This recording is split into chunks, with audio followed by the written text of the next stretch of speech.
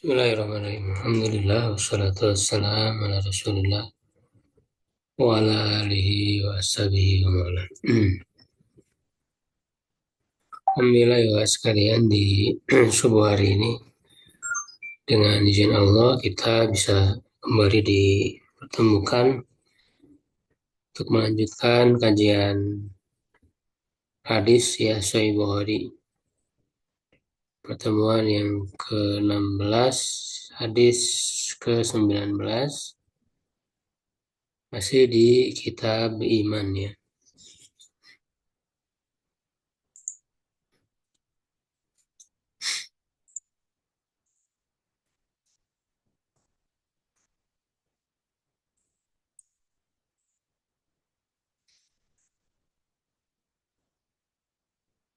Babun ya suatu bab minad dini al-firaru minal fitan, termasuk agama ya itu lari dari fitnah. Ya fitnah itu kan ujian ya, ujian yang berat ya, yang besar.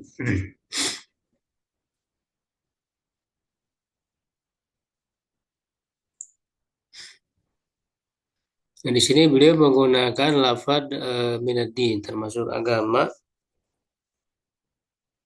ya karena memang selaras ya dengan lafaz yang ada di dalam hadis. Ya, walaupun di bab-bab sebelumnya ya beliau sering menggunakan lafaz minal iman ya, termasuk iman. Dan tentu ini juga sebagai bentuk variasi saja ya dalam lafaz. Ya, variasi dalam lafaz ya yang disebutnya itu tafannun ya. Jadi tafannun ya, jadi bervariasi ya di dalam lafaz yang tentu maknanya sama ya sebagaimana yang sudah dijelaskan bahwa ketika disebut ya secara tersendiri iman ya iman itu ya sudah secara lengkap ya jadi iman itu ya agama Islam secara keseluruhannya. Hmm.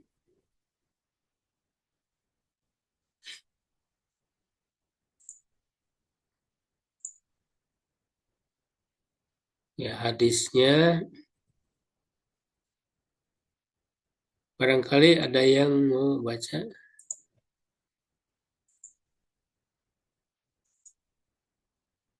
Pak Ridhoi Pak. Ya Ustaz. Ya silakan. Bismillahirrahmanirrahim. Haddatsana Abdullah ibn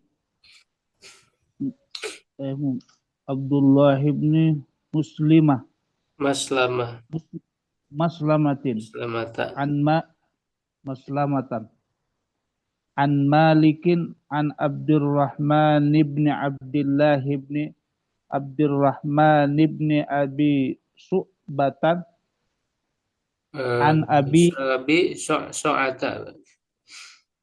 So'a So'ata Hmm. an abihi an Abi Sa'idil Khudri annahu qala Rasulullah sallallahu alaihi wasallam yushaku ayyaku Yoshigo. yushiku ayyakuna khairu Ya, malin jangan al ditanwin mus ya jadi mudhaf berarti. oh ya ayyakuna khairu malil muslimi ghanamun yatba'u biha sya'ful jabali eh Apa namanya sya'af ya. sa'af sa'aful jabali Sya'aful wa jibal, jibal dia jama ya. oh iya sa'aful jimali Jibali. wa mawaqi al qatri yafir yafirru bidainihi Bidini. yafirru bidinihi minal fitani. Ya. Ya, jadi kalau untuk latihan ini apa gundul ya, ya tinggal di kalau ingin diharokatin ini di apa kitab online ya. Tinggal ditekan aja sini tashkil ya, jadi bisa diharokatin. Oh, PDF-nya ada ya tadi.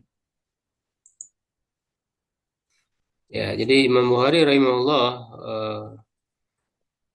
beliau mengatakan ya ada sana telah menceritakan kepada kami Abdullah bin Maslama ya an Malik dari Imam Malik. Ya, an Abdurrahman ibni Abdullah bin Abdurrahman bin Abi Sa'sa'ah. Ya an abihi dari ayahnya an Abi Sa'id al-Hudri.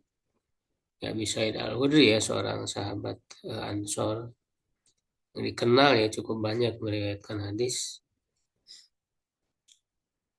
Anahu qala bahwa dia berkata qala Rasulullah SAW dan ini hadis ini termasuk yang eh, menyendiri Imam Bukhari dari Imam Muslim ya artinya Imam Muslim tidak meriwayatkan ya hadis ini ya.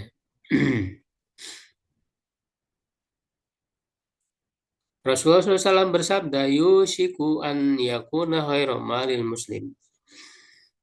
Ya, yushiku itu artinya hampir dekat waktunya ya. Mana awsyaka yushiku itu termasuk akhwat kada ya. Di dalam pembahasan nahu itu ada kada wa ahwatuha ya. Jadi selain kana wa ahwatuha, ada juga kada wa ahwatuha. Ya, kada wa ahwatuha itu hukumnya sama dengan kana wa ahwatuha ya, tetapi artinya isimnya marfu ya, khobarnya mansub ya, tetapi khobarnya harus berupa jumlah fi'liyah. Ya, harus berupa jumlah fi'liyah. Ya, jadi apa fi'il madin itu ausyaka. Ya. Jadi ada tiga macam ya af'alu apa namanya kada wa atwa itu ada af'alu muqarabah. Nah, ini termasuk af'al muqarabah ya. Af'al muqarabah itu maknanya ya hampir jadi dekat. Jadi sudah dekat waktunya. Itu ada eh, tiga ya tiga fi'il saja ya. Ada kada, ausyaka dan satu lagi apa ya? Saya lupa.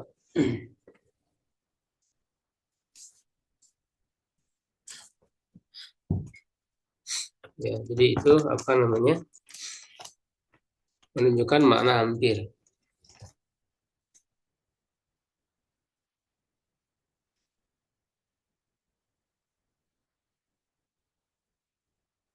Ya, tentu dia ada apa namanya isim dan khobarnya ya.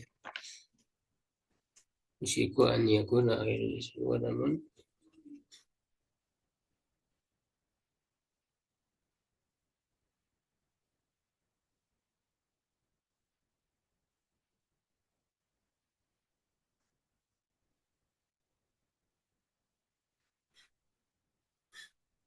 Ya, jadi hampir dekat waktunya. Nah, ini kan menunjukkan tanda ya di antara tanda hari kiamat ya. Jadi ketika disebut ya apa namanya ya, sudah dekat waktunya ya karena memang Rasulullah ya adalah nabi terakhir ya, nabi dan rasul terakhir dan sebagai nabi dan rasul ya akhir zaman gitu dan dengan diutusnya Rasulullah SAW ya itu juga sebagai tanda dekatnya hari kiamat ya dan ketika Rasulullah menyebut ya hampir dekat ya memang sudah dekat ya waktunya yaitu ya apa bahwa sebaik-baik harta seorang muslim ya adalah ghanamun ya kambing ya atau domba-domba yatba'u biha yang ia apa namanya gembalakan ya, yang ia eh,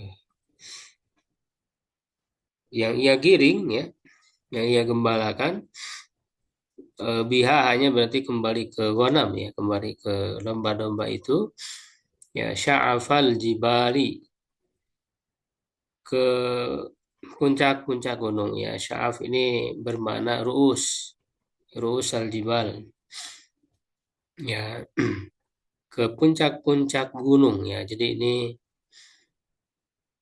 apa namanya, menjadi maf'ul bih gitu ya, dari yatbau ya.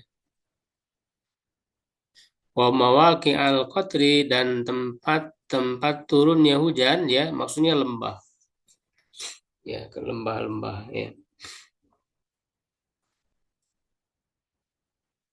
Ya, dalam kondisi itu ya, ya firu bidiri. Berarti kan ini hal ya,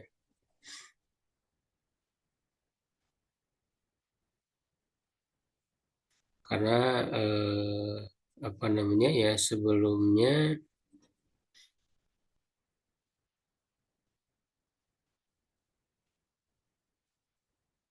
ma'rifah ya, ini ghairu malil muslimi ya, al muslimi ya firu ya, dalam keadaan, dalam keadaan dia berlari ya dengan agamanya ya, artinya untuk menyelamatkan, untuk menjaga ya agamanya, minal fitnah ya, menjaga dari apa, dari fitnah ya. Jadi inilah ya yang disebut dengan sebaik-baik harta ya di saat fitnah di akhir zaman, yaitu dia menggembalakan ya, menggiring ya domba-dombanya itu di puncak-puncak gunung ya. Yaitu fitnah ini ya artinya adalah bencana yang besar ketika sudah merebak gitu ya, tersebar kerusakan di tengah-tengah masyarakat ya, di mana ketika memang sulit ya untuk dirubah ya, ketika sulit untuk dirubah, dan kalau kita memaksakan diri apa namanya, banyak terlibat ya, ataupun banyak berinteraksi dengan masyarakat yang sudah rusak itu ya, maka kita akan terbawa ya, akan terbawa ketika arusnya itu besar gitu ya. Sehingga kaitannya misalnya dengan harta ya, karena memang misalnya sudah beredar ya di masyarakat itu ya harta yang haram, misalnya dengan transaksi riba ya, seperti yang saat ini kita lihat ya, apa namanya, hampir sulit. Jadi bisa jadi ya hadis ini sudah terjadi ya, bisa jadi gitu ya. Ya walaupun tidak, sebetulnya ya, seperti riba ini kan hampir sulit orang untuk bisa terhindar ya dari transaksi ya, karena banyaknya kan melalui bank gitu ya, apalagi bank konvensional di sana menerapkan sistem riba ya, sehingga akan terlibat ya, akan eh, terpengaruh ya dengan sistem masyarakat yang ada. Nah, sehingga kalau orang itu kemudian mengasingkan ya di atas gunung di mana dia membawa domba itu ya, artinya hartanya ya yang dia gembalakan, yang bisa dia apa namanya, olah sendiri, yang dia masak sendiri, yang kemudian juga ya mengambil dari apa, alam ya secara langsung ya, tanpa melalui ya orang lain ya, tanpa melalui orang lain. Nah, sehingga itu menjadi terjaga ya hartanya itu ya. Dan juga ini di saat fitnah itu besar ya, dan jalan yang selamat ya untuk kita lakukan ya adalah mengasingkan diri misalnya dengan di gunung itu. Memang ini kalau zaman sekarang sih belum ya. Ya hanya kalau dari segi harta tadi ya seperti riba itu memang sulit. Kita harus berusaha ya bersungguh-sungguh untuk menghindari. Ya, tetapi kalau fitnah secara umum ya memang cara untuk mengasingkan diri itu ya ketika memang benar-benar kondisinya sudah sangat parah ya rusaknya. Ketika kita tidak memiliki kemampuan lagi untuk berdakwah ya untuk merubah ya keadaan.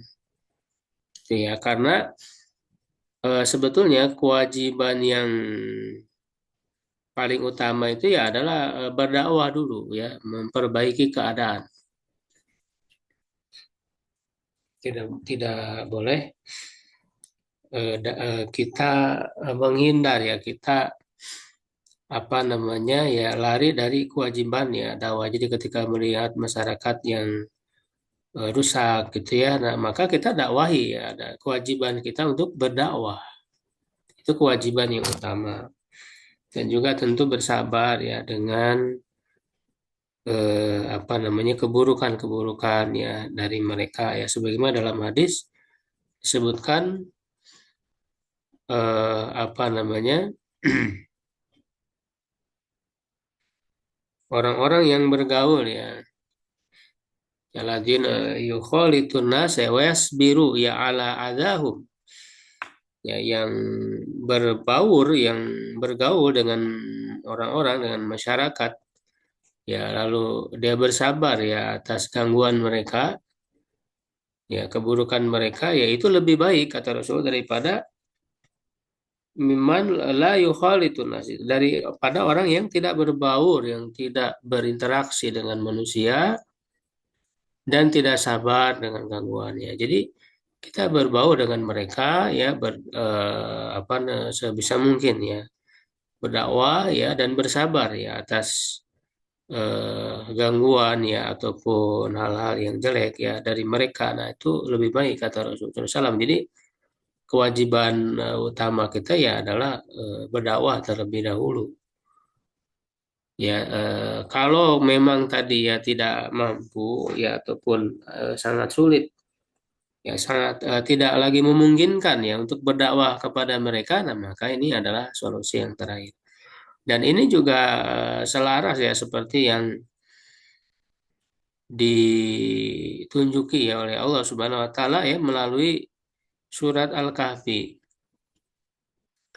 Ya, terutama ketika fitnah besar itu kan ketika munculnya Dajjal ya itu fitnah yang paling terbesar ya keluarnya Dajjal itu sebagai tanda besar ya hari kiamat.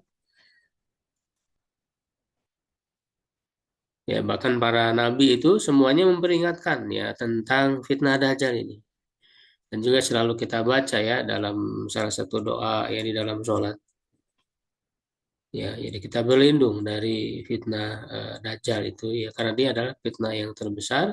Nah, makanya Rasulullah SAW itu menganjurkan untuk membaca surah Al-Kahfi. Ya, itu 10 awal dan 10 akhir.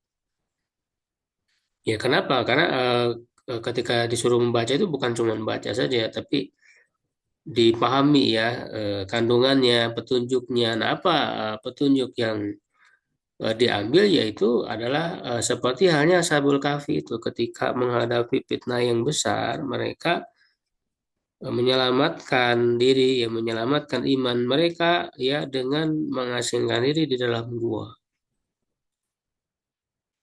Ya, jadi solusinya ketika memang sulit untuk dirubah suatu masyarakat itu ya maka dengan menjauhi mereka, mengasingkan diri, menyelamatkan agar kita tidak terpengaruh dengan keburukan, dengan dahsyatnya fitnah tersebut. Ya, jadi itu korelasinya ya kalau kita pahami dari kenapa kita disuruh untuk membaca ya surat Al-Kahfi 10 awal dan 10 akhir untuk melindungi kita dari fitnah Dajjal ya. Karena itu ya bukan sebatas dibaca ya tapi dilaksanakan petunjuknya ya, yang terdapat di dalamnya ya. Makanya kita bisa menjauhi ya ketika Dajjal muncul itu kan kita disuruh untuk menjauhi bukan malah mendekatinya.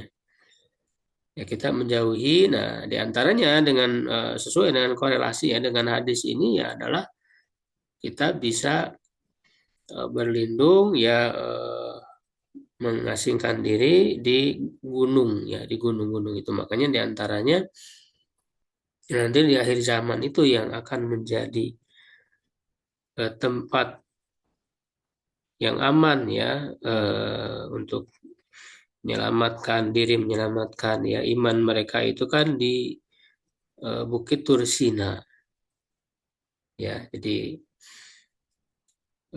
apa namanya ketika muncul ya Imam Mahdi, kemudian turunnya Nabi Isa alaihissalam ya, ketika menghadapi ya berbagai fitnah itu ya disebutkan dalam hadis itu menyelamatkan diri ya di Bukit Tursina itu.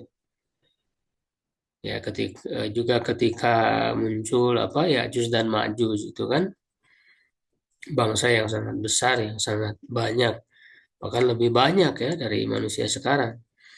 Ketika mereka keluar ibarat air bah ya dari ketinggian yang merusak ya di muka bumi, ya membunuh, tidak ada yang bisa menghentikan mereka ya. Makanya kaum muslimin yang dipimpin ya oleh Imam Mahdi dan juga Nabi Isa alaihissalam itu di Bukit Tursina ya di gunung ya menyelamatkan diri dan ya dan Majus tidak bisa ya untuk naik ke Bukit Tursina itu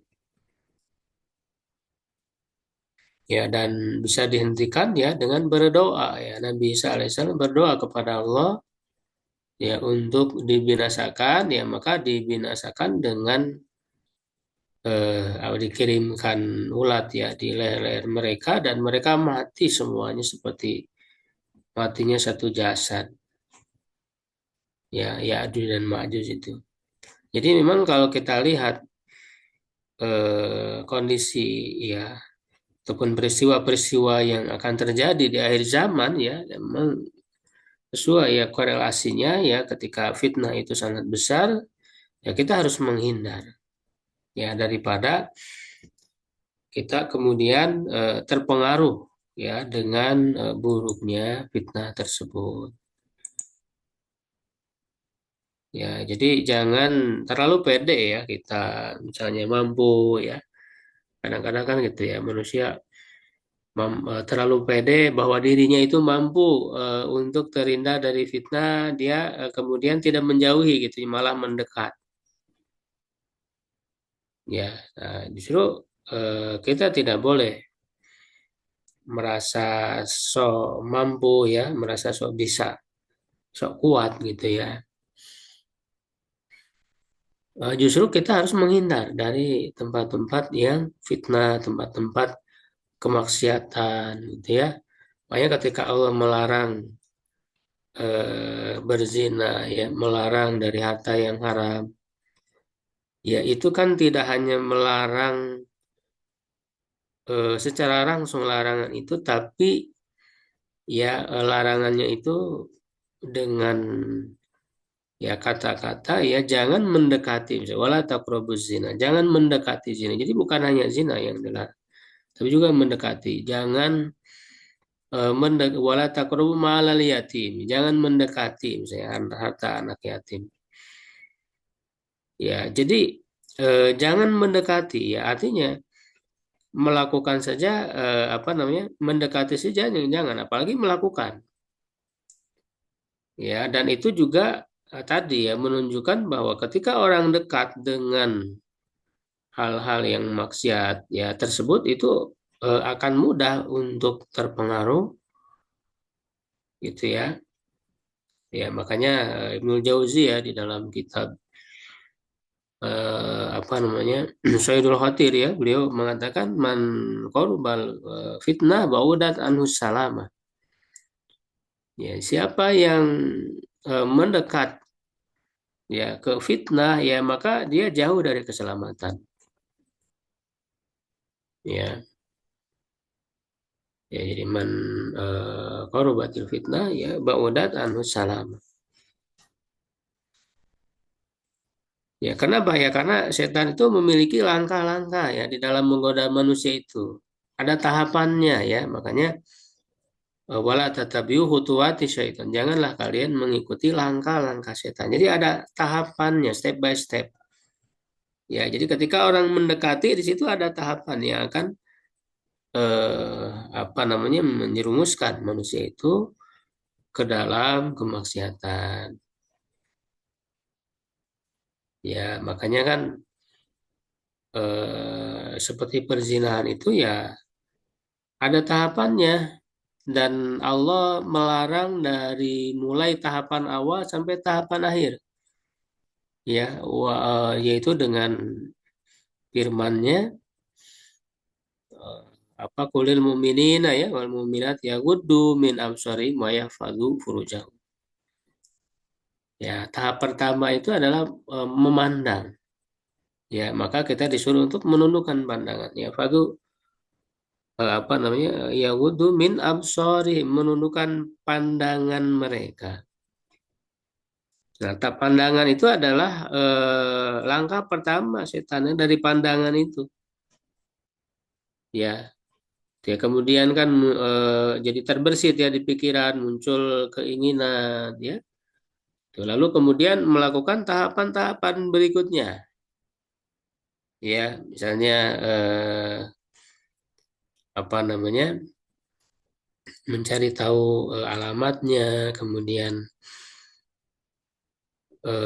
apa namanya ya nomor WA-nya misalnya, kemudian mencatnya dan seterusnya ya janjian dan bertemu ya kan sampai terus terjatuh ya di akhir kepada zina ya wa yafadu furujahum. Nah, wa yafadu furujahum ini adalah tahapan akhir ya di mana kalau orang tidak menjaga ya kemaluannya ya berarti dia berzina.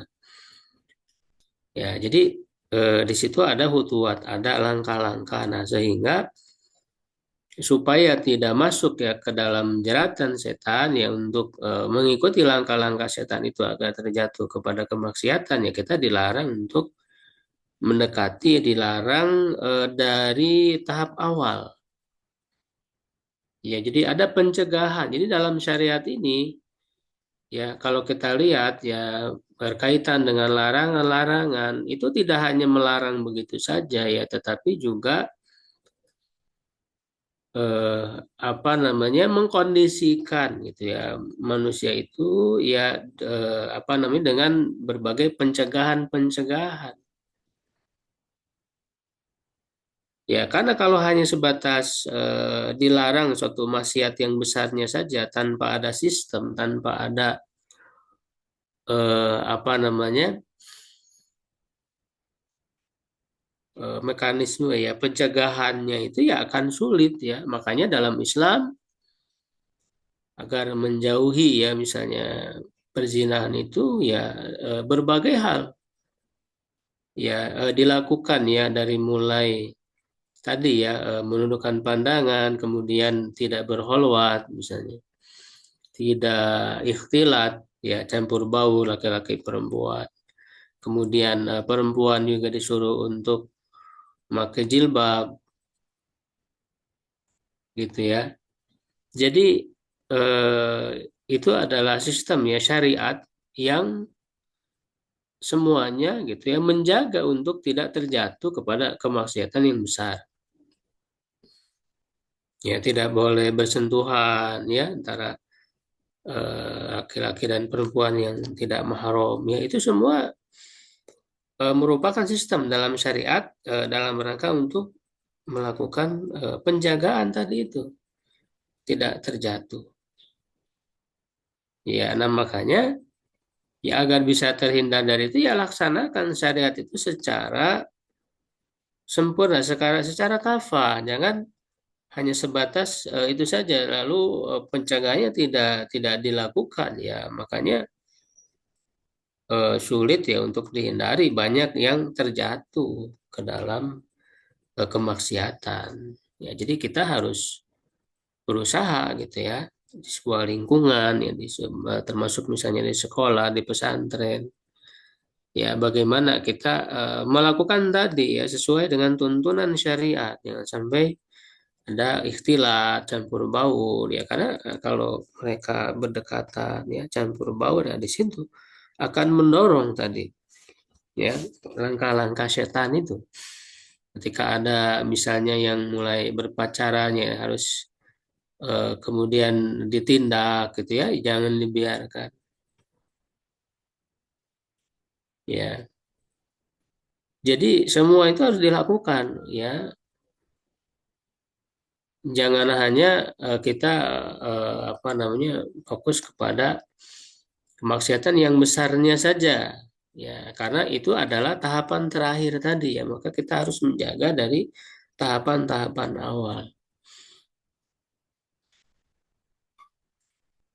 Ya, begitu juga dalam kemaksiatan-kemaksiatan yang lain ya, misalnya ya dalam hal berteman gitu ya.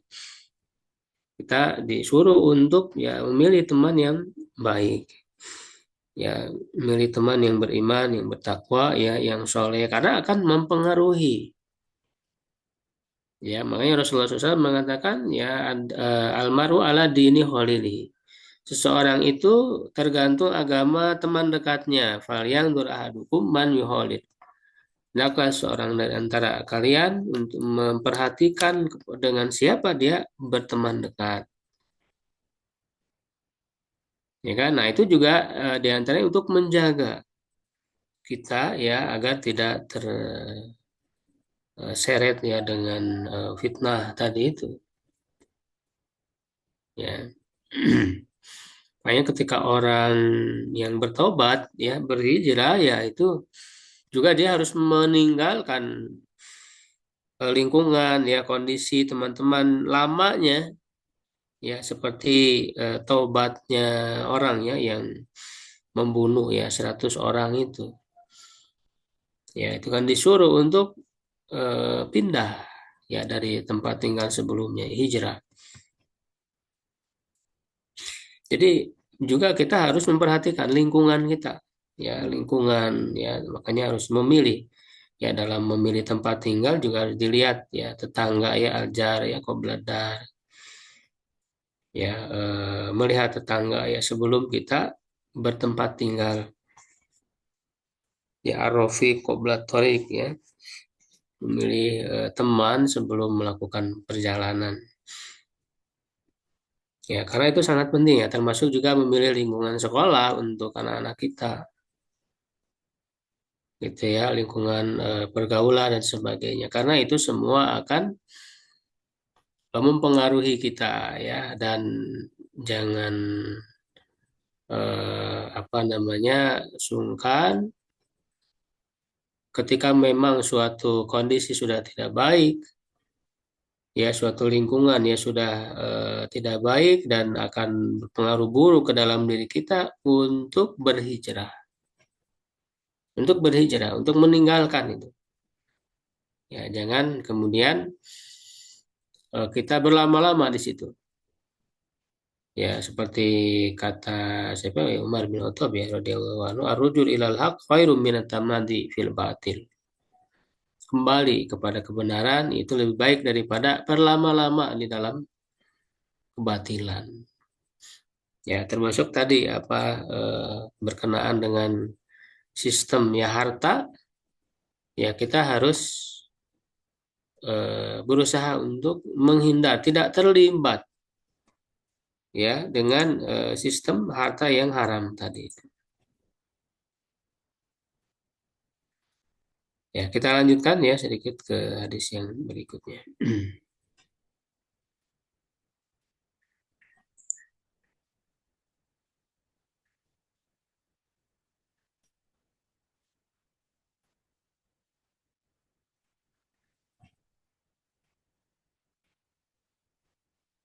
Nah, berikutnya ya bab baru ya dari Kitabul Iman.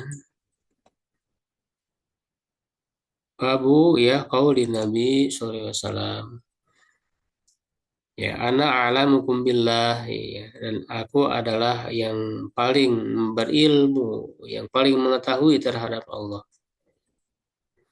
Ya, baik terhadap apa namanya sifat-sifatnya, ya, terhadap syariat ya yang dia turunkan, gitu ya, agama yang dia turunkan.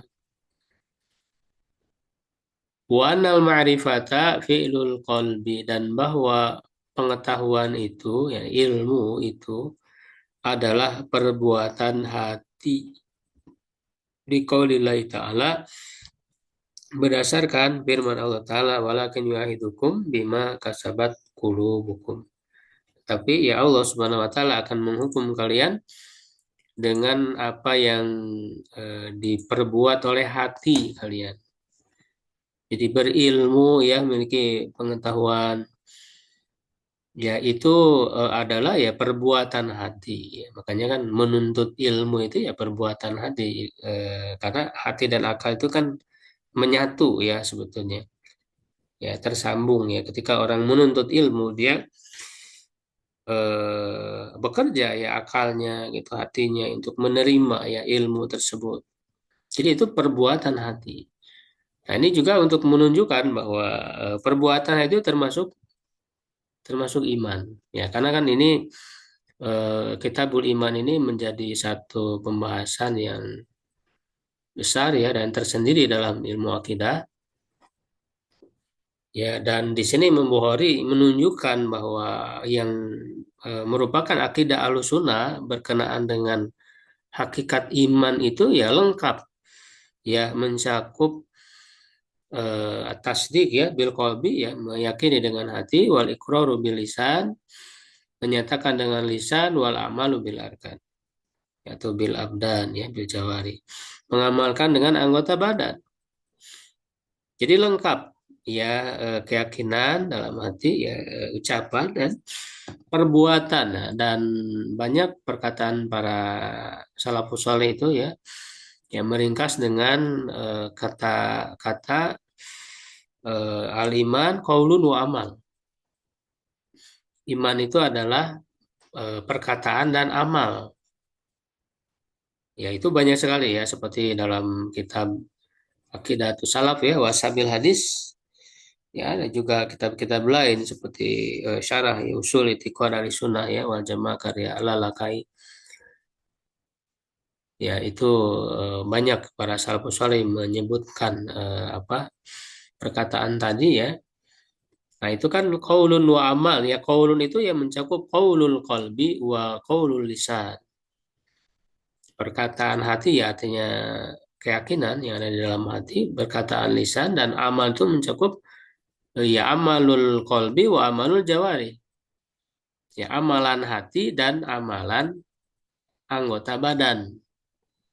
Ya, ya, amalan hati itu ya seperti ini, berilmu ya, mengetahui ya, kemudian ikhlas, sabar gitu ya, syukur, ya, tawakal misalnya, ya, taubat dan sebagainya, itu semua adalah amalul qulub yang di wilayah pembahasannya dibahas dalam ilmu suluk atau ilmu tazkiyah ya.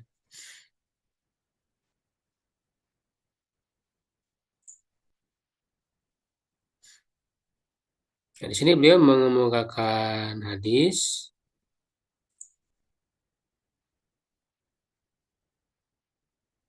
Ada yang mau baca? Silahkan hadisnya. Baik, Ustaz. Mana Ya, baca? bisa Ridwan. Yang ke mana? 20 Ustaz ya. 20 ya. Haddatsana Haddatsana Muhammad bin Salam qala akhbarana Abdatun an Hishamin an abihi an Aisyata qalat kana Rasulullah sallallahu alaihi wasallam idza amarahum apa? Idza Amarahum lagi itu ya. Idza amarahum amarahum.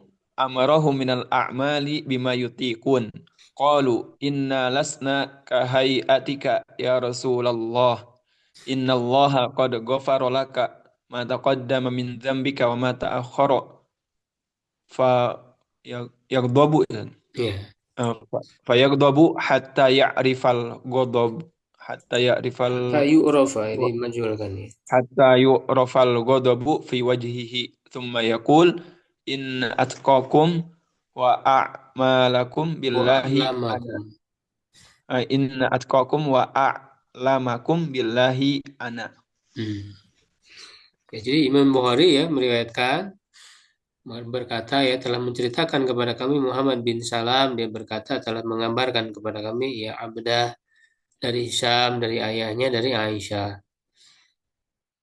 Ya ayahnya Hisham ini ya Urwah ya, Urwah ya bin Zubair.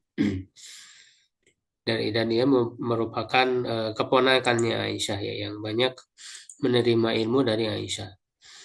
Dia berkata karena Rasulullah SAW idza amarahum apabila memerintahkan mereka amaruhum minal a'mali bima yutikun ya, memerintahkan mereka apa namanya dari amal-amal itu dengan yang mereka mampu ya dengan yang mereka mampu ya karena memang apa bertakwa ya itu sesuai dengan kemampuan fattakullah mastata'tum ya. Qalu mereka mengatakan inna lasna kahyatika ya Rasulullah. Kami tidaklah seperti keadaanmu wahai Rasulullah. Innallaha qad ghafara lak. Sungguhnya Allah telah mengampunimu ya mata qadam min dzambika wa mata akhara. Ya, yang terdahulu ya dari dosamu dan yang akan datang. Faya gudobu maka Rasul marah. Marah ya kalau memang ini dijadikan alasan untuk menghindar dari amalan ya karena memang tadi ya setiap orang diperintahkan ya untuk melakukan amal sekemampuan. Sekemampuan itu artinya ya setelah mengerahkan kemampuan gitu. Memaksimalkan kemampuan yang ada ya bukan sekemampuan itu bukan semaunya gitu. Ya bukan semaunya ya, tapi seorang harus berusaha. Setiap orang harus berusaha ya memaksimalkan kemampuan dia ya di dalam melakukan amal. Ya, jadi tentu Rasulullah SAW marah kalau perkataan ya seperti ini dijadikan sebagai alasan ya untuk menghindar dari amal perbuatan. Gitu ya. Karena Allah Subhanahu wa taala mengutus rasul dari manusia ya, bukan dari malaikat misalnya. Itu ya adalah untuk bisa diteladani ya, untuk sebagai uswatun hasanah.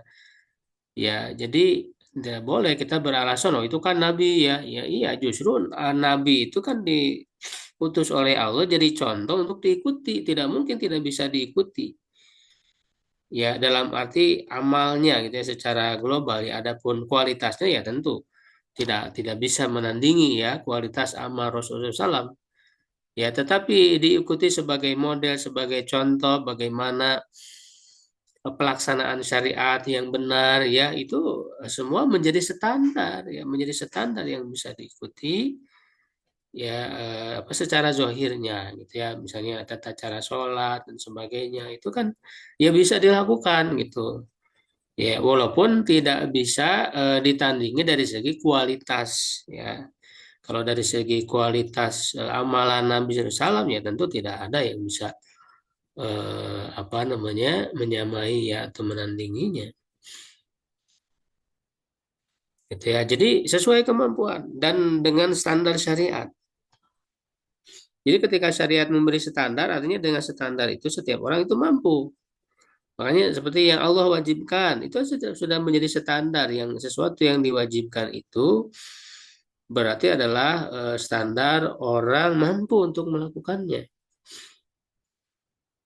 Ya, ketika kemudian ada kondisi tertentu ya yang bukan kondisi normal ya. Jadi ada kondisi tertentu yang membuat dia sulit menghalangi dia di dalam melakukan ya maka diberi rukhsah oleh Allah. Ya kan? Diberikan rukhsah oleh Allah Subhanahu wa taala. Jadi tidak ada alasan untuk orang itu menghindar dari syariat. Ya kan? Nah, kemudian ibadah-ibadah yang sunnah, nah itu pilihan ya, dan itu disesuaikan dengan kemampuan orang, dan memang tidak semua orang bisa gitu ya, tidak semua orang ya bisa melakukan. Nah, dia pilihan kalau ibadah-ibadah yang sunnah itu. Ya, summa yakul, kemudian apa, hatta yurafal ghadab fi wajhi, sampai diketahui kemarahan itu di wajah beliau. Biasa ya memerah wajah beliau itu kelihatan ya dari wajah beliau, dan tentu ya beliau adalah orang yang mampu ya untuk menahan amarah ya, dan tentu marahnya juga bukan karena pribadi ya, tetapi dalam hal agama ya. Kemudian beliau bersabda, sesungguhnya yang paling bertakwa ya dari kalian dan paling berilmu kepada Allah itu adalah aku.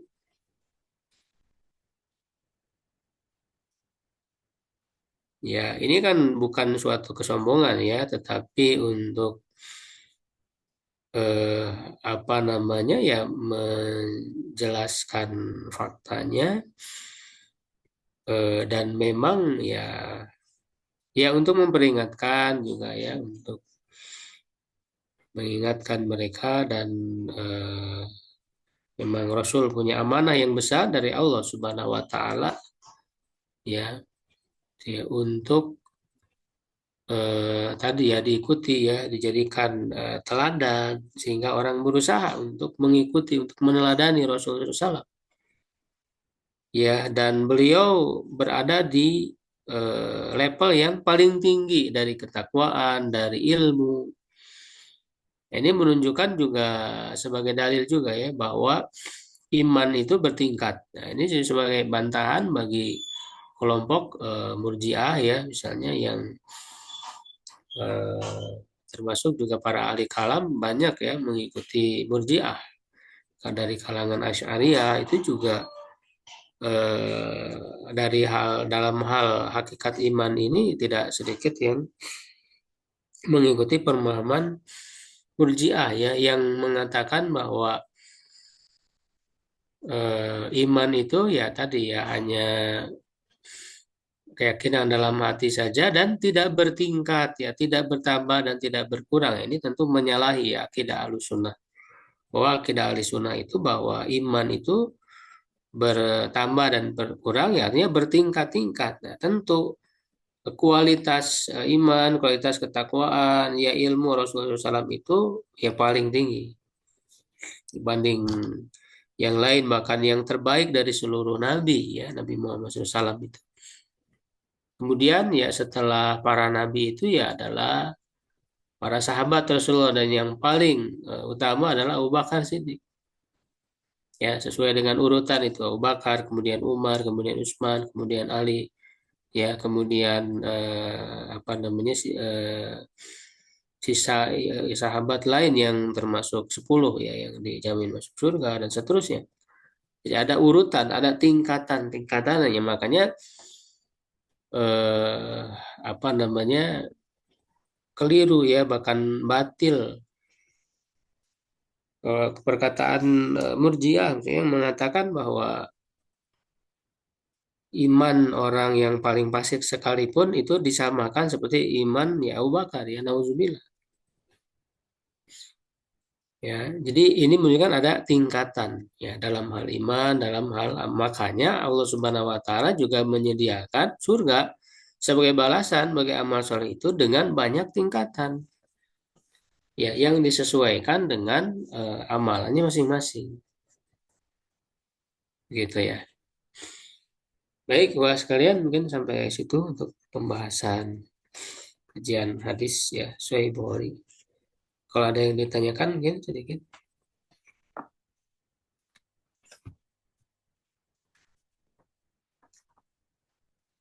Ya, kalau tidak ada ya mungkin sudah jelas ya. Insya Allah mudah-mudahan nambah ilmu dan juga semangat kita dalam beramal soleh.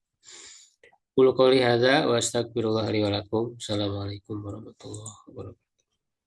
Salam.